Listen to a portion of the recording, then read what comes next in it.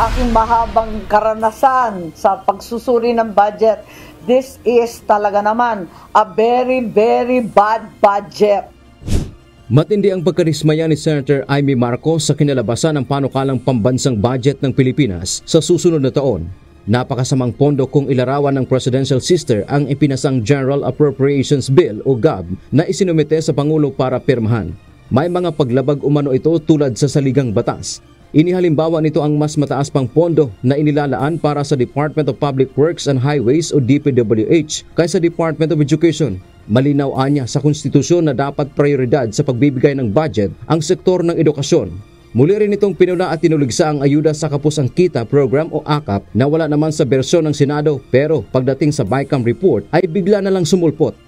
Uy, kinakabahan. Mas alam ito ni Secretary Bersamin, ano? Article 14, Section 5 ng ating Konstitusyon, the state shall assign the highest budgetary priority to education. Bunsod nito, nais ni Senator Marcos na ibalik na lamang sa BICAM ang budget para maayos ang mga dapat na ayusin na probisyon.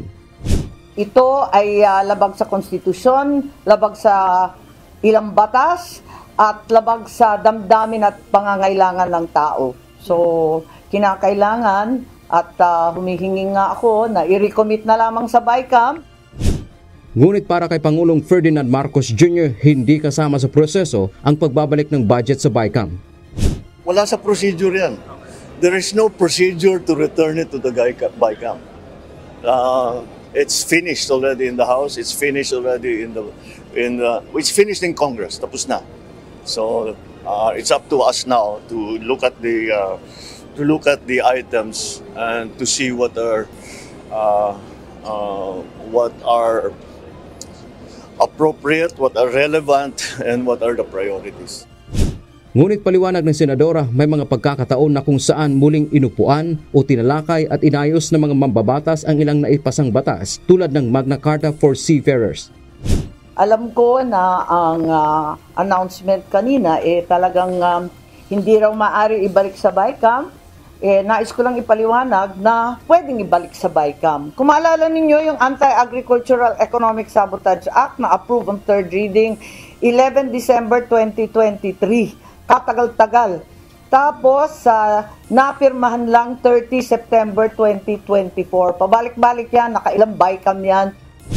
Para kay Senator Marcos, hindi sapat ang veto powers ni Pangulong Marcos para resolbahin ang malalim na problemang nakabaon sa 6.352 trillion pesos 2025 General Appropriations Bill. Ang hirap kasi sa veto, mauuwi sa zero.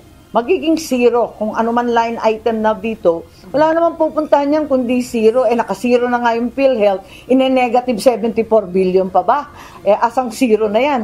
Tapos yung mga 4Ps, nasa 50 billion na tinanggal, isi-zero pa ba natin yung buong 116 billion? Kapag hindi naman ito maipapasa ngayong taon, mas pabor siya na ma-reenact na lamang ang 2024 proposed national budget. Dante Amento, UNTV, News and Rescue.